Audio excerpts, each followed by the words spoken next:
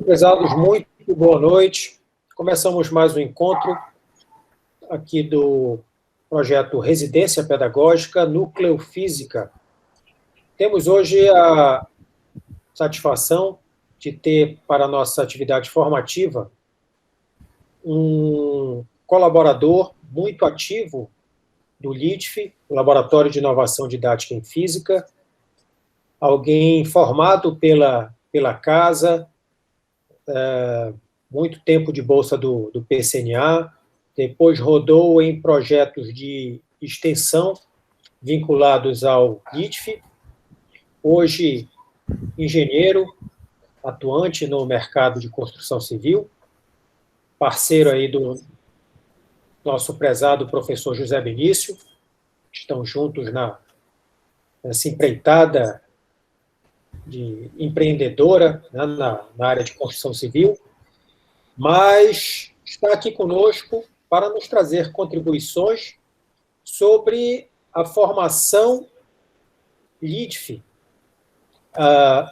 para a engenharia, lidando com físicas básicas, né? E foi esse o trabalho que o nosso prezado Marcos levou para apresentar no workshop de ensino de física para as engenharias, realizado no mês passado. Então, é com muita satisfação que passamos a palavra ao nosso prezado engenheiro, colega e amigo Marcos. Boa tarde, Marcos. Boa noite já, no caso, né? Boa noite, professor. É com enorme prazer e satisfação que eu atendi esse convite em apresentar o trabalho que eu coloquei, né, no primeiro workshop de ensino de física nas engenharias. Esse trabalho, ele veio do meu TCC, que eu apresentei no final de 2018, que contou com a orientação dos professores aqui presentes, o professor Alexandre e José Benício. Tá? Só fazendo um gancho da apresentação que o professor Alexandre fez da minha pessoa, e para deixar claro que realmente eu me sinto da casa, por isso que eu visto mesmo a camisa, porque o LIDF e o PCNA fizeram parte da minha formação. Na verdade, foram parte principais da minha formação como engenheiro civil. Tá? Então, eu conheci o PCNA já logo na minha entrada, dentro do curso de Engenharia Civil, 2013. Né? Em 2015, me tornei bolsista, fiquei até 2017. No início de 2017, saí do PCNA e iniciei como bolsista PIBEX do professor Alexandre, fiquei até final de 2018, salvo engano. Então, tem algumas pesquisas publicadas dentro do PCNA, nos congressos de engenharia, o COBENG, publiquei em 2015, 2016, 2017. Fiz apresentações desses trabalhos no ano de 2016, 2017, lá em Natal, em Joinville. Né? Também fiz publicações no ICAEDU, junto com os professores aqui. Então, é inegável que o LIDF e o PCNA fizeram parte e tiveram grande importância na minha formação como engenheiro civil. Se hoje eu sou engenheiro civil atuante no mercado, de fato, essa formação também eu devo não só aos professores da grade curricular do curso, mas também a esses dois programas aí que me fizeram tão bem durante a graduação. Dito isso, eu vou tentar colocar aqui a minha apresentação, né? A apresentação que eu fiz um corte e resumo, mas eu coloquei praticamente tudo aquilo que o meu TCC pegou na época, né? Vou tentar colocar a apresentação aqui. Então, dado esse trabalho, vou dar continuidade à apresentação aqui. Pode passar, doutor. O tema do meu TCC, ele se baseou na concepção e avaliação de um modelo didático qualitativo e quantitativo de uma treliça plana para o ensino de engenharia. Como eu falei antes, o orientador foi o professor Alexandre, né, e o co-orientador foi o professor Benício. Pode passar, professor. Um roteirozinho da minha apresentação: introdução, objetivo, justificativa, revisão de literatura, concepção do modelo, aferições de testes, considerações finais, agradecimento e referências. Passa lá, doutor. Bem, eu começo dizendo que, principalmente, dos cursos de engenharia, né, do qual eu fiz parte, e ministrei aula também dentro do PCNA, percebe-se uma dificuldade na grande maioria dos professores em passar informações ao aluno, né? Essa dificuldade, ela é inegável, eu acredito que todos concordam comigo, e que, de fato, dentro do ensino de disciplinas de exatas, principalmente dentro dos cursos de engenharia, onde se requer uma grande abstração dos alunos, então se usa muita imaginação para entender o que o professor tenta passar dentro de sala de aula, por exemplo, nas disciplinas de estruturas. Os professores das disciplinas de estruturas, eles contam com uma abstração muito grande da imaginação do aluno. Quando eles falam que uma viga está sofrendo torção, uma viga está sofrendo flexão, tração, compressão, mas não mostra aquilo acontecendo de fato, aqueles fenômenos da física acontecendo na estrutura em si, então o aluno começa a ter essa dificuldade de imaginar, poxa, mas o que é uma torção, o que é uma flexão, uma compressão ou uma tração numa viga? Então essa dificuldade, ela existe. E é uma carência que está presente em quase todos os cursos de formação. E principalmente os cursos de engenharia, eles têm tentado mudar isso. Os cursos da UFPA, os professores, eles têm buscado melhorar essa dinâmica dentro de sala de aula. E aí eles fazem uso de diversos materiais.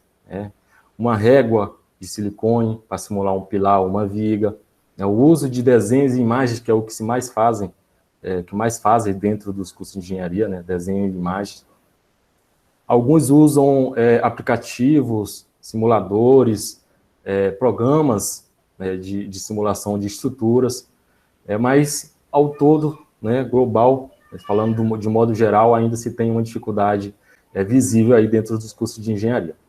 Eu vou sempre estar falando dos cursos de engenharia porque é a minha formação e é onde a gente entrou na minha formação como engenheiro.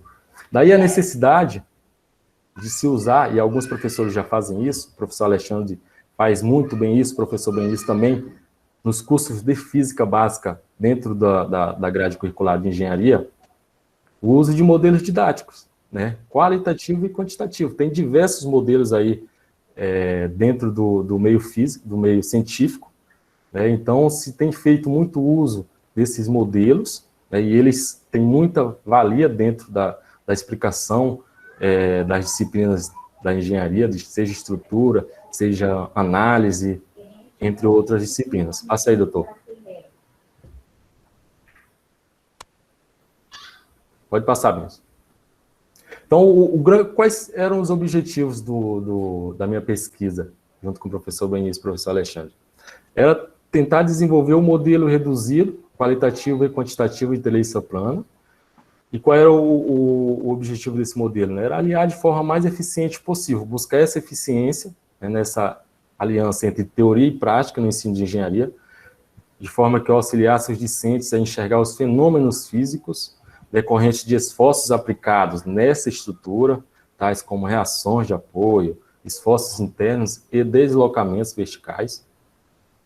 Então, eu vou desenvolver um modelo reduzido de treliça plana, fazer experimentos desse modelo, comparar resultados e fazer essa avaliação potencial do modelo didático. Serve, até que ponto esse modelo me serve dentro de uma disciplina de engenharia, o que eu posso melhorar em cima do modelo, em que pé eu posso deixar para que outro pesquisador venha e potencialize ainda mais esse modelo didático. Passa lá, doutor.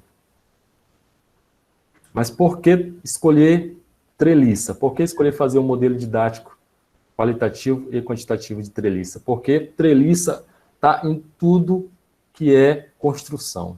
Seja na construção de um simples telhado, você vai enxergar uma treliça ali, em madeira, seja em estrutura metálica, um galpão industrial também, coberturas de estádio, estações metroviárias, rodoviárias e ferroviárias. Então, conhecer os fenômenos físicos que atuam em uma treliça dentro da construção civil, dentro do curso de engenharia, é primordial. E muitos alunos, inclusive eu, tinham muita dificuldade de enxergar esses fenômenos aplicados, de fato, na estrutura como uma treliça. Então, meu modelo busca isso, né? Aplicar de forma eficiente, aliando teoria e prática, em um tópico vasto, que é a treliça plana, né? Nós não mexemos com treliça espacial nessa pesquisa, somente treliça plana. Então, essa é a justificativa de se usar uma treliça. Passa bem isso.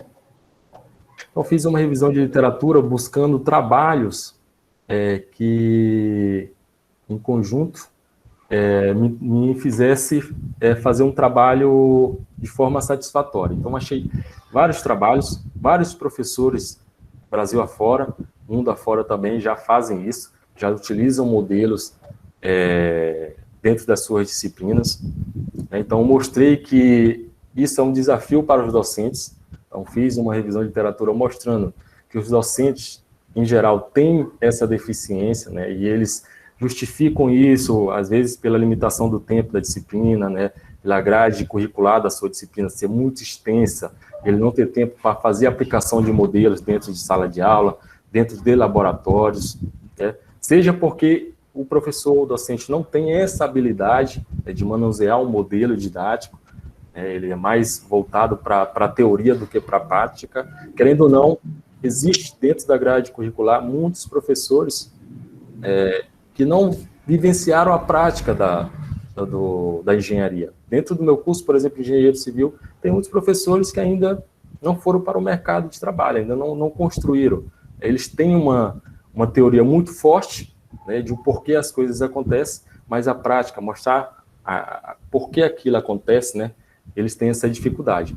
Então, esse foi um desafio, né? E também, dentro da minha revisão, eu mostrei que o modelo didático, ele potencializa o sucesso escolar do aluno, do discente. Então, com a aplicação do modelo, seja ele qualitativo ou quantitativo, é quase que evidente que o aluno vai ter um sucesso maior. E existem pesquisas dentro do próprio PCNA que mostram isso, né? Disciplinas em que os alunos tiveram aplicação de modelos didáticos e disciplinas que os alunos tiveram aquela explanação mais teórica. Há uma diferença de aprendizagem e isso não tem como se negar. Passa lá, doutor. O uso de modelos físicos e estruturais, né? Eu elenquei dentro do meu TCC vários professores que utilizaram modelos físicos e estruturais no ensino de engenharia, né? Mostrei essas pesquisas dentro do meu levantamento, mostrei o porquê eles utilizavam isso, modelos físicos e estruturais, mostrei a classificação desses modelos, e falei também da treliça plana, né? O que é uma treliça plana, o que é uma treliça espacial, que esforços estão atuantes em uma treliça na construção de um telhado, de um galpão. Então, eu mostrei tudo isso na minha revisão de literatura. E aí, parti para a concepção do modelo. Feito esse vasto estudo de literaturas, esse estudo, ele tinha também como objetivo procurar a melhor maneira de se construir esse modelo de treliça, que materiais utilizar, para que o aluno conseguisse enxergar os esforços acontecendo no modelo. Então, eu fiz um estudo vasto e encontrei, por exemplo, o modelo de Brave e Orlando, que ele aplicou dentro da sua disciplina de estruturas, em 2001, um modelo que ele se utilizava de materiais de custo baixo, que também era um objetivo nosso, utilizar materiais que a gente encontrasse no nosso dia a dia, que a gente tivesse em vasta quantidade no laboratório, por um exemplo, de forma que facilitasse a aplicação do modelo em sala de aula. O professor não teria como colocar que é um material custoso de se encontrar, que onera o meu dia a dia, enfim. Passa, doutor. Fazendo os estudos, a gente desenvolveu esse modelo, junto com o professor Benício, a gente desenvolveu um modelo de barra para a nossa treliça.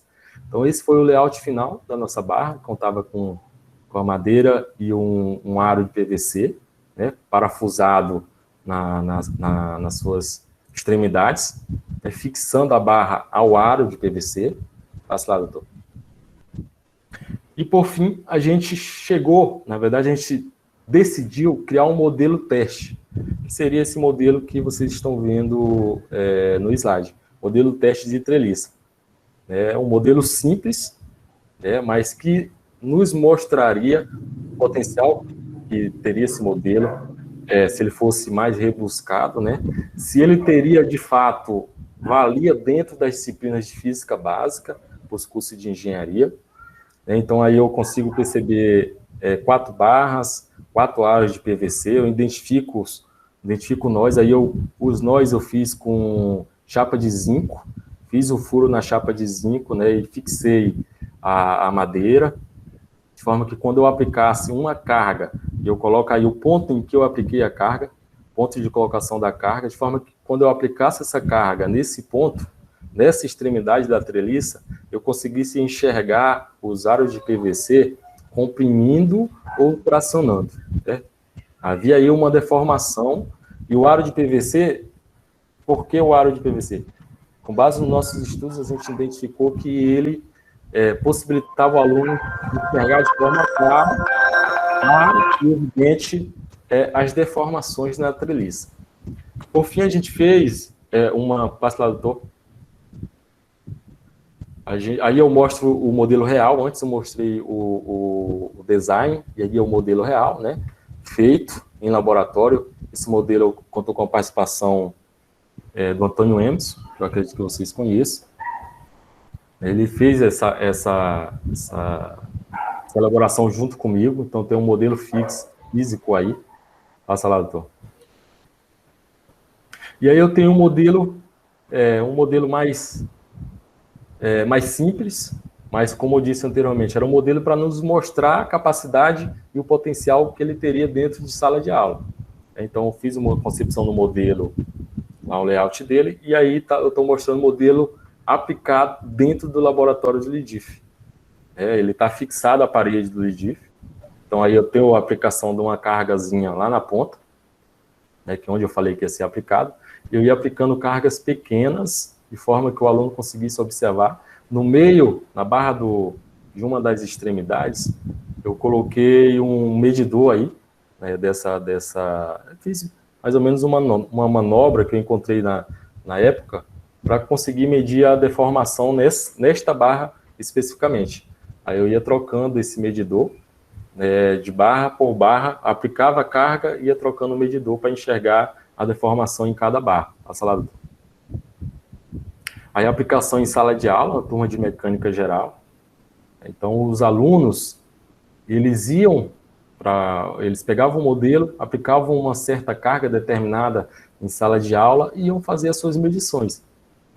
Iam fazer as suas medições, iam verificar se o cálculo feito à mão estava coerente com a deformação encontrada em sala de aula, encontrada no modelo. Então, essa era um dos principais objetivos. Então, eu calculo à mão, eu ensino o aluno a calcular uma treliça simples à mão, com uma certa carga, e eu faço com que ele vá no modelo, enxergar aquela deformação acontecendo, e percebendo ou não se essa deformação está coerente com os cálculos que ele fez no caderno. Então, aí está a aplicabilidade em sala de aula, foi aplicado em mais de uma turma, e mostrou-se bem, mostrou-se com muita valia dentro de sala de aula. Continue, doutor. Depois que nós fizemos a aplicação deste modelo em sala de aula, nós enxergamos que deveriam fazer, para o modelo final, algumas considerações, algumas modificações. Depois da aplicação do modelo e com as discussões levantadas em sala, alguns pontos foram levantados. Diminuir o comprimento total das barras. O primeiro modelo, ele tinha as barras muito compridas e dificultava, porque quando colocava uma carga um pouco maior, muito maior não, porque as cargas elas eram todas pequenas, mas se colocava uma carga acima do limite que a barra aguentava, acontecia um fenômeno que a gente conhece na engenharia de flambagem. Esse estudo ele não fez parte da minha pesquisa, mas ele acontecia nesse modelo teste, quando aplicava uma carga maior. Então, as barras, nós deveríamos diminuir um pouco mais ela, de forma que ela ficasse um pouco mais resistente, eu conseguisse aplicar uma carga maior, né, e ela não flambar. Tá? Padronizar os parafusos foi uma coisa importante também. Eu digo o parafuso que nós utilizamos. Melhorar os nós feitos com zinco, pois os mesmos não tinham um comportamento semelhante a uma rótula.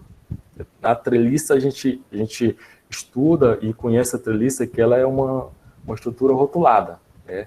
Não se tem momento em treliça, então é só carga, só esforço normal, compressão ou tração.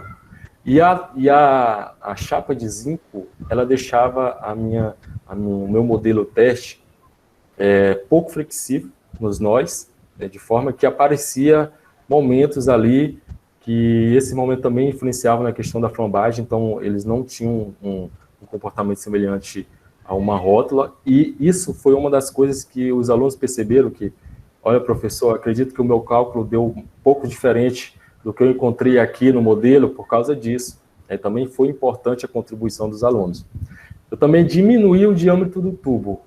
No modelo teste, o diâmetro do tubo ele tinha 100 milímetros. Eu diminuí para 50 milímetros. E essas observações, elas fizeram parte e foram importantes para eu chegar no meu modelo final. Passa lá, doutor. Esse é o modelo final, né? Também um modelo carente de melhorias, claro, isso não tem por onde fugir, mas é um modelo mais apto a ser aplicado em sala de aula do que o anterior. Então, perceba que o diâmetro do PVC foi diminuído, as barras, elas foram fixadas de formas diferentes. Você pode voltar lá no modelo teste, Vinícius? O modelo teste, a chapa, ela pegava, ela não deixava com que as barras da treliça se comportassem e sofressem somente esforços normais. Ela era fixada de forma diferente. Você pode perceber aí que a chapa, ela não tinha livre rotação, né? Ela tinha uma rotação dificultada, né? Por isso que fez a observação de que ela não se comportava como uma rótula. No modelo final, passa lá, Benício. No modelo final, eu fixei as barras uma a outra de forma diferente. Diminuí a chapa de zinco. A chapa de zinco ela já se comportava diferente. Padronizei os parafusos. Vocês podem perceber que os parafusos eles estão padronizados agora. De forma que a minha barra, se eu desconectasse uma barra da outra, ela rotacionava livremente. Aí elas conectadas, todas juntas, o comportamento é diferente. Na anterior, se eu desconectasse uma barra da outra, eu ainda assim teria dificuldade de rotacionar ela. Então, ela não estava se comportando como uma treliça deve se comportar. Neste modelo, ela se assemelhou melhor a uma treliça devido a esses ajustes que eu falei no slide anterior. Passa, Vinícius. Aí as considerações desse modelo de treliça. A treliça ela possui dimensões pré-estabelecidas, então eu estudei essas dimensões e eu vi que elas eram as melhores para eu chegar no meu resultado final junto aos alunos. Então, a barra 1 com comprimento de 250 milímetros, barra 2 de 500 e 3 e 4 de 470, e a altura era 400 milímetros. O pseudo-anel de PVC possui um diâmetro de 50 milímetros, como eu falei anteriormente. A seção das barras era 20 por 20, e eu considerei que todas as deformações aconteciam no aro de PVC. Eu enxergava essas deformações somente no aro. O aro de PVC, o estudo me disse que ele garantia o comportamento elástico linear para pequenas cargas, pela lei de Hooke. Então, eu utilizei a lei de Hooke, que vocês conhecem bem, para fazer essa análise das deformações nas barras, utilizando o aro de PVC. E a medição de variação de comprimento dado pelo aro de PVC em cada barra permite a obtenção do esforço normal da barra pela equação acima. Passa, Vinícius. Então, o que eu estudei no meu modelo? Eu fiz duas análises importantes no meu modelo. A primeira foi a de esforços normais, que é os únicos esforços que acontecem em uma treliça, compressão e tração. Então, eu fiz esse estudo desses dois esforços, e a segunda foi do deslocamento vertical da estrutura. Somente do deslocamento vertical, porque a minha carga ela era vertical para baixo. Eu não fiz nenhuma aplicação de carga na horizontal. Então, eu fiz o estudo dos esforços normais e do deslocamento vertical. E eu fui aplicando pequenas cargas crescentes no modelo, né, e com o auxílio de um relógio comparador, eu fui medindo a variação do comprimento do aro de PVC. Né? Se a variação fosse de alongamento, né, a gente entendia que estava acontecendo uma tração naquela barra. Se fosse de encurtamento, a gente entendia que estava acontecendo uma compressão naquela barra. Continue. Aí eu coloco aqui a realização das medidas, o modelo em teste. Esse modelo, para esse estudo, ele não foi aplicado em sala de aula. Eu fiz as aplicações das cargas, eu defini que cargas seriam aplicadas. Então, as cargas na primeira coluna estão aí em Newton, né? 0,6 a 5,1 Newton. Eu coloquei a deformação em cada aro de PVC, né? As deformações todas positivas, porque não existe deformação negativa. Então, essa tabela mostra todas as deformações nos 4 aros de PVC para cada carga. Para a primeira carga, eu tenho a deformação de 0,012 no aro 1, de 0,02 no aro 2, 0,011 no aro 3 e 0,021 no aro 4. E assim, em sequência. Passa lá, doutor. Fiz um gráfico carga-deformação e eu enxerguei que as cargas aplicadas, elas faziam com que a minha estrutura se comportasse de forma quase que igual, na medida que eu fosse aumentando a carga, a variação ela se comportava de forma igual, então se equiparava, aumentava de forma igual, aumentando, não tinha assim uma disparidade muito grande quando eu aplicava uma carga para outra.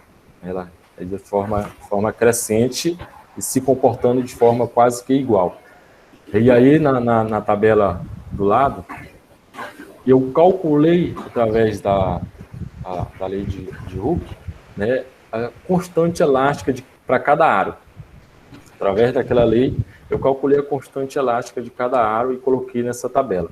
Então, eu conseguia, através da colocação das cargas naquele ponto, calcular a variação do comprimento, né? E através dessa variação do comprimento, né, calcular a constante elástica de cada aro de PVC. Passa lá, doutor. O esforço normal, que era um dos principais objetivos da pesquisa, né, estão nesta tabela. Né?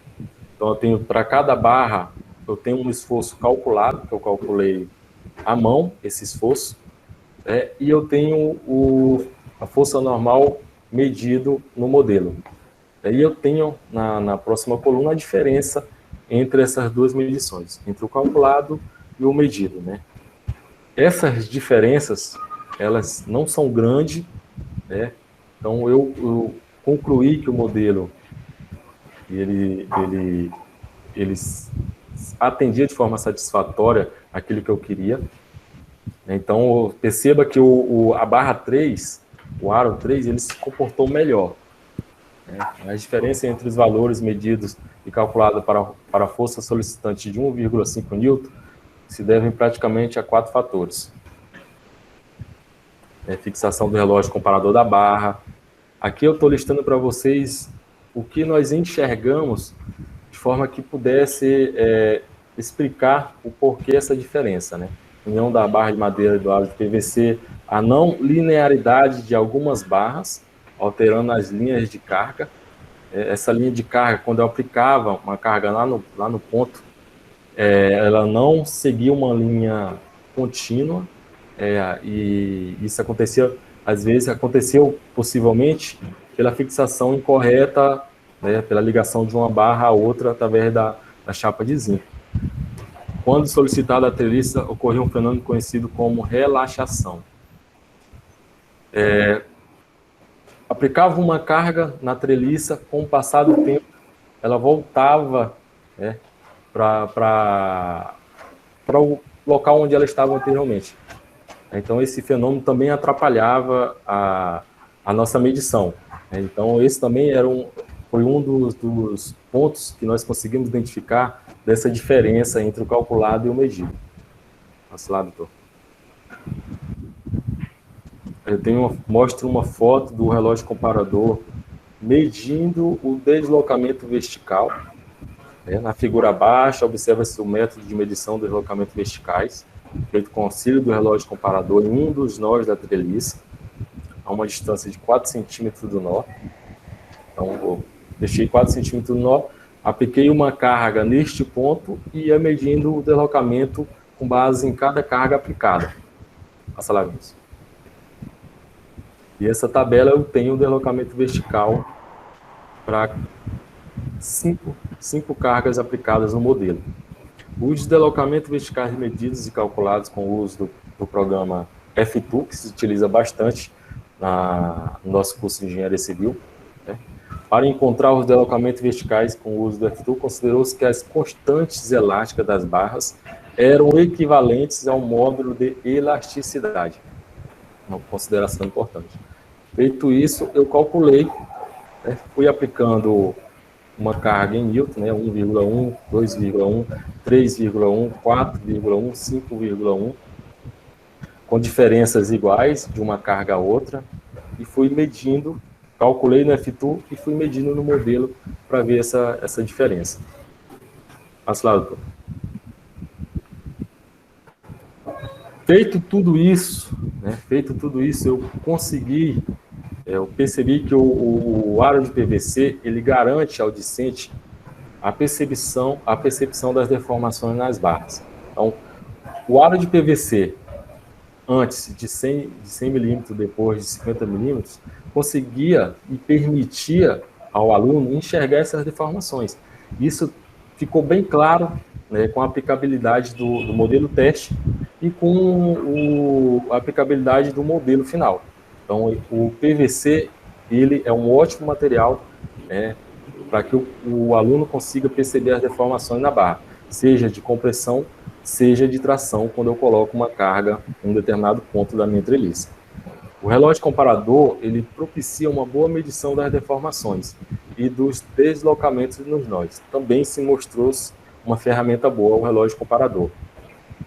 Então, ele se utilizando bem dessa ferramenta, e a gente conseguia, sim, medir os deslocamentos verticais de acordo com as cargas colocadas com o relógio comparador, e não via muita diferença entre o calculado e o medido com relógio.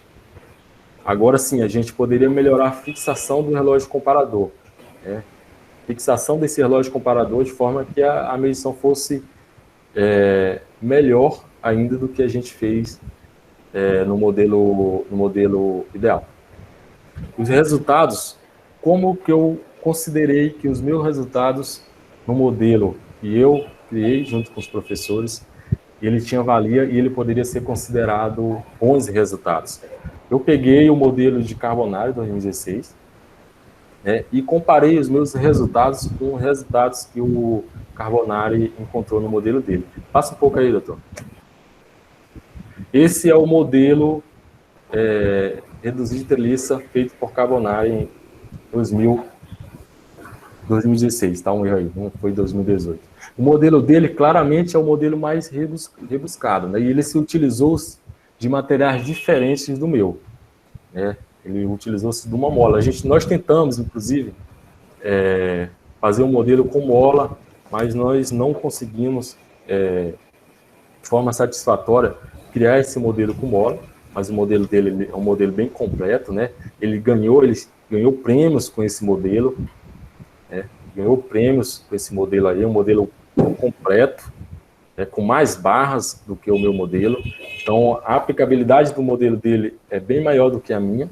Perceba que você pode colocar cargas em três pontos aí da minha treliça, nas extremidades e no meio, e as cargas, elas eram bem maiores do que as cargas que eu coloquei no meu modelo. E o nó dele também era bem mais rebuscado, O nó dele, a facilidade das barras em se movimentar eram maiores do que a minha. Mas aí eu coloco a tabela ao lado, a tabela em que ele mostra os resultados dele. Olha a diferença dos resultados dele, é 24%, tem barra em que houve uma diferença de 32%, ele chegou em alguma barra a encontrar uma diferença apenas de 4%, essa barra se mostrou muito boa, de 1%, 5%, mas você consegue perceber que algumas barras, a diferença entre o calculado e o medido foi equivalente às diferenças que eu encontrei no meu modelo. Então, eu considerei, com base nisso, que o meu modelo ele também atendia de forma satisfatória o que a gente pretendia, que era passar ao aluno a percepção dos esforços acontecendo na treliça. Passa aí, doutor. Além do uso no ensino de engenharia, o modelo mostrou-se eficaz quando usado no ensino de física. Ele foi aplicado ainda mais no ensino de física. O professor Alexandre aplicou, o professor Benício aplicou, o professor da engenharia mecânica fez a aplicação também desse modelo. Os monitores do PCNA de física fizeram a aplicação desse modelo. Então, ele, ao meu ver, teve grande utilidade dentro do ensino de física no laboratório de DIF e dentro do PCNA também. A premissa desse estudo é que a possibilidade de comparação entre resultados calculados ao medido no modelo permite aos alunos que eles possam entender e compreender o conteúdo. Eu vou calcular, né, no meu caderno, seja à mão, seja em programa de análise estrutural, e vou verificar no modelo, dentro de sala de aula, se isso tem sentido. Por que aconteceu isso? Por que não aconteceu? Deveria acontecer isso? Não deveria acontecer? Essas explicações, só no calculado à mão, ou só no calculado em programas estruturais, elas ficam com maior dificuldade. Então, o modelo mostra-se bem, mostra-se com resultados com potencial para se fazer essa comparação entre calculado e o medido. Desta forma, uma das inspirações deste trabalho é a produção de estruturas didáticas experimentais. Eu acredito que o professor Alexandre já falou algumas vezes dessas estruturas didáticas experimentais, e nós criamos algumas estruturas didáticas experimentais em cima deste modelo. Passa aí, doutor. E estava dentro do meu TCC, de forma de apêndice. Eu coloco aí uma atividade para o professor fazer em sala de aula, para o professor, do monitor, para ele fazer uso do meu modelo, e eu dou a ele o passo a passo, que problemas ele tem que levantar, por exemplo, situação motivadora. É possível determinar os esforços internos em cada barra com o uso do relógio comparador? Essa é uma pergunta que a gente faz para o aluno em sala de aula. Se é possível, vamos fazer. Escolha uma das 4 barras da treliça e determine seu comprimento e o diâmetro da ligação circular. É uma coisa que o professor Benício fala muito, que é o saber fazer. Não só ver o professor fazendo, ver o professor explicando lá, anota no caderno, mas é o saber fazer. É eu saber o porquê aquilo está acontecendo, que é muito importante. Dentro, principalmente do curso de engenharia, isso é primordial. Por que isso acontece? E nós, engenheiros, nós temos como obrigação responder isso. Seja para o cliente, seja para o contratante, seja para quem for. A nossa obrigação é mostrar o porquê aquilo acontece e solucionar os problemas. Eu dou um problema para o aluno, faço uma pergunta para ele, eu consigo medir os esforços internos da barra com o uso do relógio comparador? Sim ou não? Consigo, vamos ver como que a gente faz. Então, eu coloco passo a passo para o professor aplicar o modelo. Passa aí, doutor. Aí é outra aplicabilidade do modelo. Aí o aluno ele vai preenchendo essa tabelinha ao final, O professor dá esse papel para o aluno, ele vai fazendo a aplicabilidade do modelo, e vai preenchendo essa tabela para cada carga, ele vai fazendo, seguindo o passo 1, 2, 3, 4, e vai chegar numa atividade para ser feita em sala de aula, e chegar a alguns resultados e discutir por que esses resultados, por que se chegou nesses resultados, e se eles são coerentes ou não. Então, passo lá, doutor.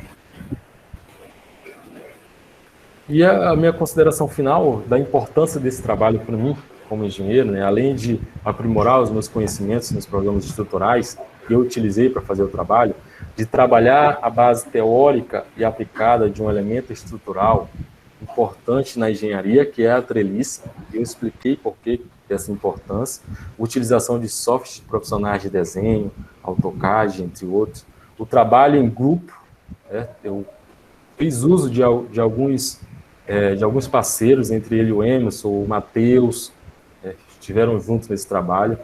O planejamento total das atividades, início, meio e fim, entre outros fatores, revela a importância de influência pessoal e profissional no desenvolvimento deste trabalho com foco na formação do engenheiro. Então, não tenho dúvida nenhuma de que esse trabalho que eu desenvolvi com o professor Alexandre e com o professor Benício, junto com outros parceiros que eu já mencionei aqui, ele foi de grande importância na minha formação como engenheiro. Hoje, pode passar, doutor. Passa também aí, vai para o slide final. Hoje eu consigo, como engenheiro civil, no mercado de trabalho, aí o professor Benício, que trabalha comigo, eu trabalho com ele, né, nós somos parceiros aí na bioengenharia, ele vê, né, esse potencial que eu tenho em discutir com o cliente o porquê daquilo, o porquê da nossa proposta, o porquê eu utilizei esse material e não aquele. E o professor Benício também tem isso muito forte dentro dele, de deixar a coisa o mais clara possível para o cliente. Como é que eu vou conseguir passar isso para o cliente, né, se eu não consigo entender por que isso acontece, por que esses fenômenos acontecem, por que eu vou utilizar o concreto armado e não uma estrutura em aço? Por que eu vou estudar, colocar esse material na minha obra e não esse aqui, que é mais barato? Eu prefiro colocar o mais caro. Então, essas explicações, isso faz parte do curso de engenharia. E eu senti muita falta da minha formação como engenheiro, dentro das disciplinas dessa fomentação do engenheiro, de instigar o engenheiro, de colocar o engenheiro para pensar, de colocar o aluno para pensar de forma crítica, de o porquê estava chegando naqueles resultados. O professor chega no resultado final, está certo, está errado, a grande maioria fazia assim. Mas por que está errado e por que está certo? Por que não é um outro resultado? Por que é positivo, por que é negativo? Por que é compressão e não tração? Então, isso é importante. Por que em uma barra acontecia compressão e por que em outra barra da treliça acontecia tração? O aluno tem que entender por que isso acontece para ir para o mercado de trabalho com uma formação melhor. Eu coloquei aí, agradeço vocês pela paciência, pela oportunidade, professor Benício, professor Alexandre, em mostrar um pouco do trabalho que eu desenvolvi no TCC, que vocês conhecem bem, que foram os orientadores desse trabalho, pegaram bastante no meu pé aí, esse 1 ano e pouco, mas que eu tenho muito orgulho de ter feito parte da equipe, ainda faço parte da equipe, e agradeço demais aos senhores, professor Alexandre e professor Benício, pela oportunidade, não só de estar apresentando o trabalho, mas de oportunidade de fazer parte da equipe e de ter vocês como mentores durante toda a minha graduação. Porque, de fato, eu entrei no PCA em 2013 e só saí quando a minha graduação já estava com o diploma em mão. Então, o PCNA fez parte de toda a minha formação. Graças ao PCNA, eu tive uma formação de excelência. E é isso. Vou parar aqui a apresentação para poder ver vocês. Olha lá, que legal. Estamos abertos a perguntas, né? Eu vou começar com a minha pergunta instigante aqui. Marcos,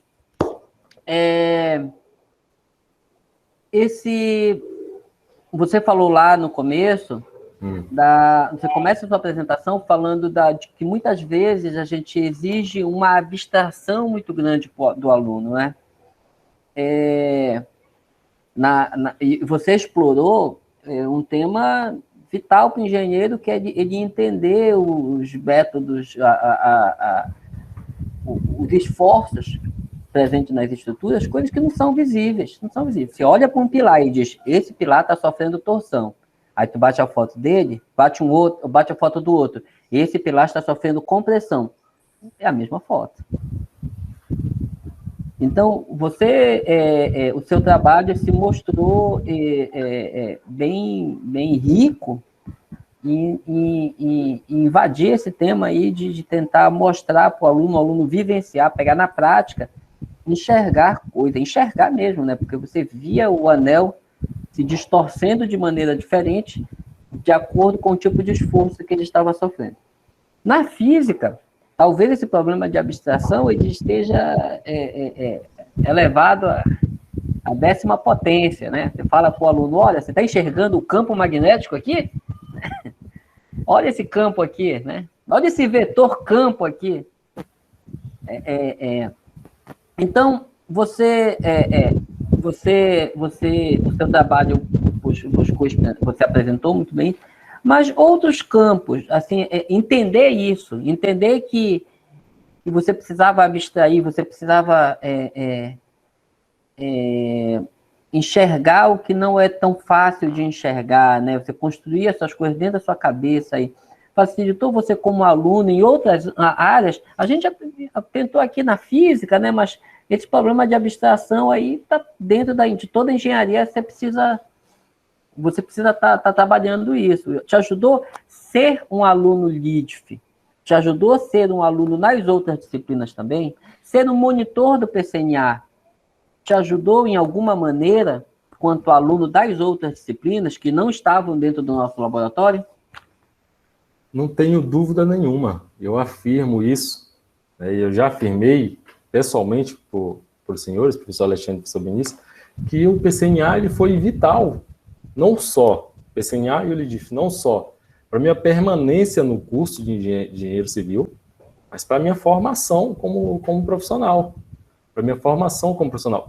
Eu consegui, dentro do LIDF, compreender melhor, né, dentro do PCNA como monitor, compreender melhor a visão do professor em sala de aula. Essa dificuldade em passar algumas informações, né, devido a isso era claro, na minha apresentação eu falei, que essa dificuldade ela existia, e eu consegui entender melhor o porquê ela existia, né?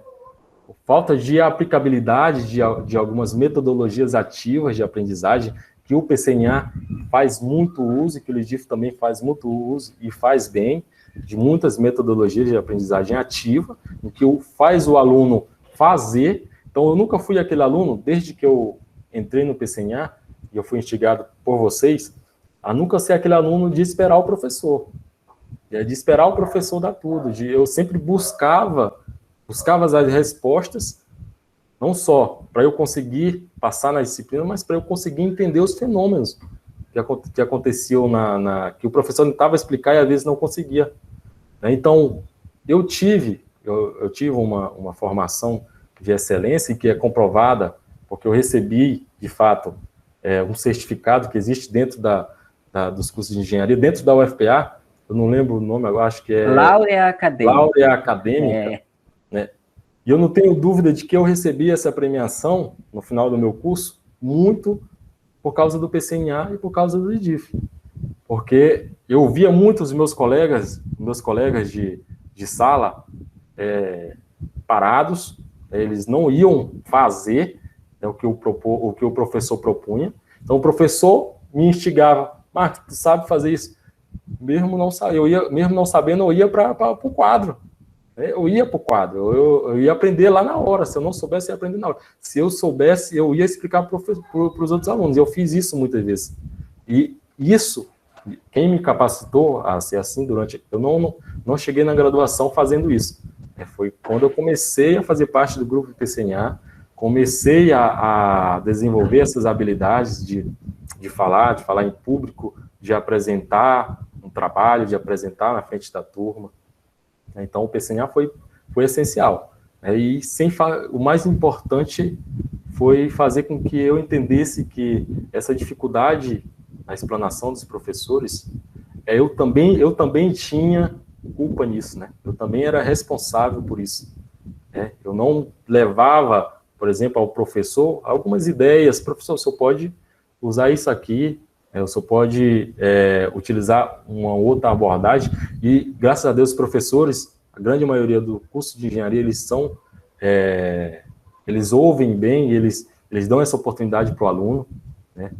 Poderia citar vários aqui, professores de excelência dentro do curso de engenharia civil. Mas, respondendo a sua pergunta de novo, professor, não tenho dúvida de que o LIDIF ele foi peça principal, PCNA também, na minha formação como engenheiro.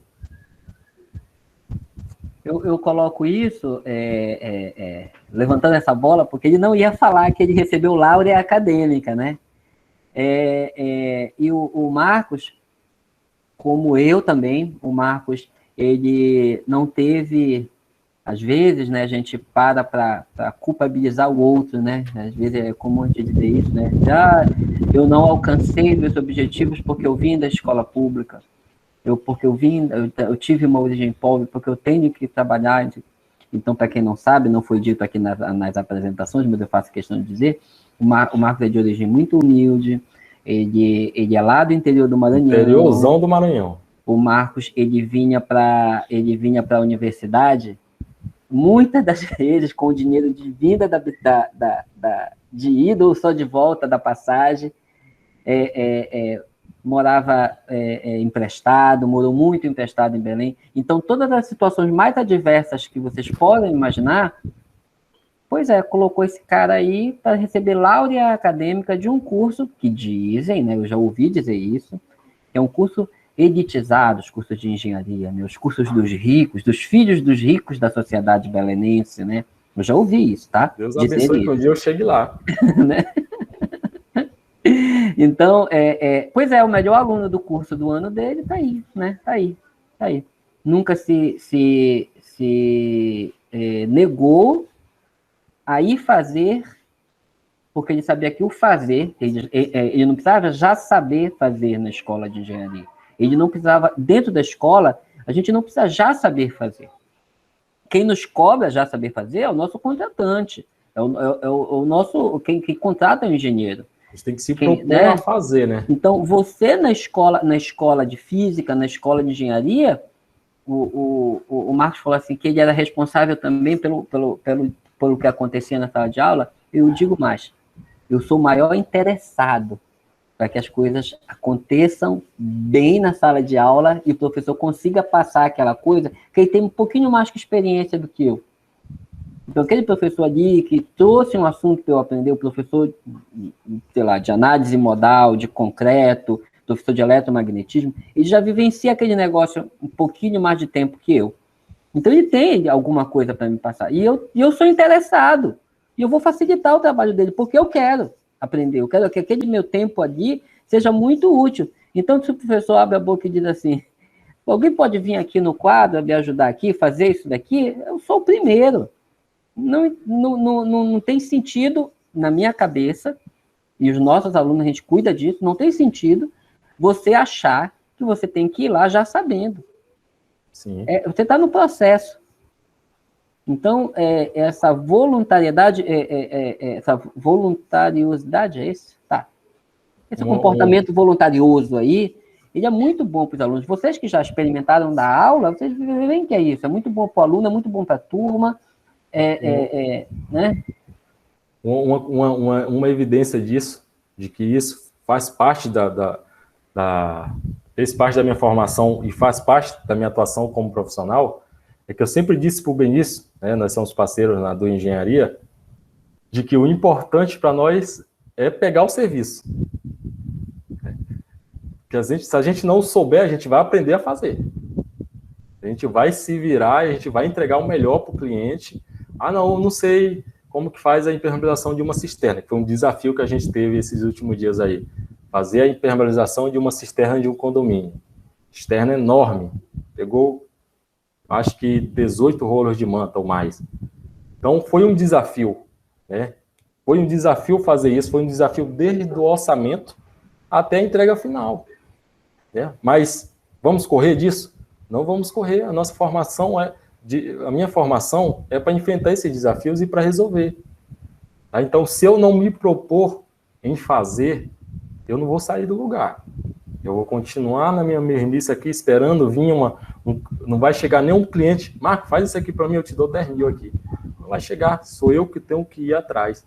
Né? Sou eu que tenho que fazer, né? Me propor a fazer aquilo e o cliente entender e ver vantagem naquilo que eu estou propondo e me pagar, né? Eu receber pelaquilo. Aí eu sempre discuto isso com o Benício, né? Discuto isso com outros parceiros que não entendem isso, que empreendem na área de engenharia, mas não entendem isso, de que eu preciso primeiro mostrar valor para o cliente e depois cobrar, do que cobrar primeiro e depois mostrar valor. Né? Então, na sala de aula também é assim. Na sala de aula também é assim, eu tenho que primeiro mostrar o interesse para que o professor me entregue o máximo dele. Né? O aluno desinteressado, o professor vai estar mais desinteressado ainda. Então, eu já chegava na sala de aula, o que nós vamos, professor? O exercício que ele mandava fazer na aula anterior, eu já chegava com ele feito. Certo ou errado, para mim não importa. Eu chegava com ele feito. Se tivesse errado, eu queria que ele me dissesse por que estava errado. Mas chegar com exercício em branco, já começa errado, já entra errado na aula, né? Porque o professor vai levar o tempo fazendo, né? Ao invés de levar o tempo dele vendo a aplicação daquilo. Então, são alguns exemplos que mostram que realmente eu levo o que eu vivenciei na minha formação para o meu dia a dia. Né? Eu levo para o meu dia a dia e eu passo isso diariamente. Dentro da engenharia, como engenheiro civil, eu passo isso diariamente. Seja convencendo o cliente, seja declinando de alguma coisa. Então, tenho que sempre dizer o porquê daquilo, e propor solução, e dar a cara a tapa mesmo. A formação, ela é para isso. Já que ele falou isso, realmente foi um desafio. Então, o Marcos passou 2 meses dentro de uma cisterna aí. Agora ele é o doutor de impermeabilização de cisterna. Olha, quem dera. Porque ele enfrentou isso de peito aberto, da mesma maneira que você vai lá e enfrenta uma questão de peito aberto no quadro, quando o professor chama, e você passou por esse processo, você aprendeu. Hoje, eu posso dizer que pode jogar no peito do Marcos aí, sem nem eu precisar estar lá em cima, que ele vai fazer com excelência, porque ele passou por esse processo, né?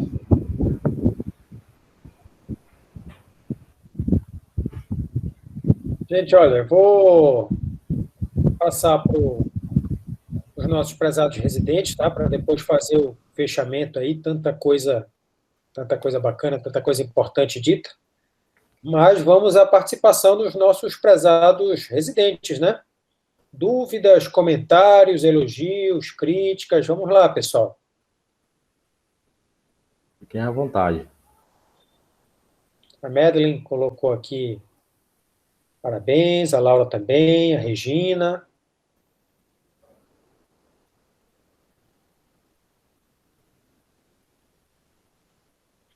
Rapaz, acho que foi tão bom que o pessoal ficou até com vergonha de elogiar pessoalmente, viu, Marcos? Aqui Oi. a Regina levantou a mão, Fabrícia, parabéns. Diga lá, Regina. Primeiramente, parabéns, professor Marcos, né? Doutor Marcos, né? Que ele é um engenheiro, né? Não sei se ele é professor também, mas com certeza, se ele for professor, é um ótimo professor, tá? Parabéns pelo prêmio que ele recebeu, né? Pelo esforço, foi todo um esforço, né? Como aluno, e pelo incentivo que ele está dando para a gente também, né? Nesse momento a gente tem que aproveitar esse incentivo, né? Eu fiz um curso técnico, né? Na antiga Escola Técnica Federal, então eu já tenho uma noção da parte da engenharia, né? Infelizmente não deu para eu seguir na engenharia, porque a vida me levou para outro lado, então não deu. Mas a minha ideia era fazer engenharia depois que eu fizesse o curso técnico, né? Mas infelizmente não deu. E essa noção, como ele falou, de firmar, né? Correlatar as coisas, por exemplo, na engenharia, na física, né? A gente também tem essa dificuldade, por exemplo, na física, a gente tem a dificuldade da matemática, entendeu? Inclusive, eu fiz até um trabalho da metodologia do ensino, quando a gente fez a disciplina, eu fiz um trabalho falando sobre isso, dessa dificuldade da matemática na física, que, na realidade, quando a gente vai estudar física, a gente precisa muito da matemática, dos cálculos, né, da vida, e a nossa dificuldade é os cálculos, na realidade, não física. É a mesma coisa que eu entendi o que ele falou, que a dificuldade, né, de entender a engenharia, que tudo leva, no caso das treliças, das trações, né, das compressões, tudo é força, né, que é o ensino da física, que a gente tem que ter essa noção para poder entender a engenharia e, como ele falou, ser um bom profissional. E é isso. Tá? Então, parabéns, professor, pelo seu prêmio que você ganhou, foi justo, com certeza, né? E a gente está aqui, tá pegando esse gancho no seu incentivo, tá? É isso aí. Muito obrigado, Regina. Mais alguém, pessoal? Alguma manifestação? Luiz Felipe aqui colocou um extenso parabéns, né? Falando que o aprendizado é um processo constante de evolução. As dificuldades sempre irão existir, mas sempre iremos procurar melhorar e evoluir sempre. Parabéns mesmo. O Francisco também parabeniza. Fabrícia, acho que eu já tinha mencionado. Então, assim, é difícil falar alguma coisa porque Marcos disse tudo, do início, da contextualização, da justificativa. Ele não deixou nada de fora, né, em relação à apresentação. O trabalho foi realmente excelente, né, muito bem feito. Mérito do Marcos e do Benício, principalmente, tá? E bom, assim, de fato, muitas coisas importantes para destacar, pessoal. É muito gratificante, né, ver que as dificuldades existem, né, para todo mundo, e a vitória não vem todos os dias, mas está aí um fruto, né, do esforço continuado. Nós só ajudamos, né, alguém que já teria uma trajetória vitoriosa. Assim, física, engenharia e física, né, a gente sempre enxergou a física como uma ciência experimental. É claro que tem uma parte conceitual, uma parte matemática belíssima, mas a física, principalmente, não somente, mas principalmente para a engenharia, se não tivesse cara a crachá entre teoria e prática, realmente acho que não cumpre o seu papel, né, pelo menos não integralmente, de ajudar a formar um engenheiro que tenha domínio conceitual, procedimental e atitudinal sobre o objeto de estudo, né? E o Marcos desenvolveu, né, todas essas competências. Como professor, realmente, monitor, professor, se destacou muito e hoje atua no mercado com toda essa desenvoltura que foi colocada aqui, né? Então, é muita satisfação mesmo ver esse crescimento do Marcos, e vai fazendo a propaganda, vamos dizer assim, merecida do LITF e do PCNA. Se nós trouxermos, já semana passada teve a apresentação do nosso prezado Antônio Emerson, também nessa mesma linha, hoje aí professor estabelecido, e alguns dos nossos monitores estão espalhados aí pelo mundo, mas teria trabalho, viu, pessoal, para apresentar nessa linha aí, e vários assim que saíram do LITF, não só da equipe de física, certamente, muita gente boa saiu aí pela equipe de matemática, de química, né? Então, é de se reconhecer que nós estamos tendo certo êxito nessa escola de formação que visa construção de líderes, né? Ajudar a formar líderes, lideranças mesmo com com autonomia, com confiança, com proatividade, né? Então, vocês estão experimentando algo dessa formação pelo PRP, tá, pessoal? Acho que essa apresentação aí, ela realmente foi muito importante para ajudar a manter e a aumentar esse gás, né, de fazer as coisas com muito empenho, com muito afinco mesmo. Professor Benício, ainda por aí? Agradecimentos, que mostrar, trazer a experiência do Marcos para esse grupo, compartilhar com vocês, um pouco até de um termo que o Alexandre trouxe esses dias para uma reunião entre nós aqui, que é mentoria, se eu não me engano, onde eu coloco uma experiência que, a meu ver, é exitosa, para professores, para profissionais que têm a mesma formação que eu, como vocês, professores de física, que quando eu olho para um aluno como o Marcos, eu mostro para vocês um caso de sucesso do nosso trabalho, né? E isso é muito também do aluno, tá? Não estou chamando essa responsabilidade de eu fiz o Marcos, não é isso não. Não é isso, tá longe disso, não é isso não.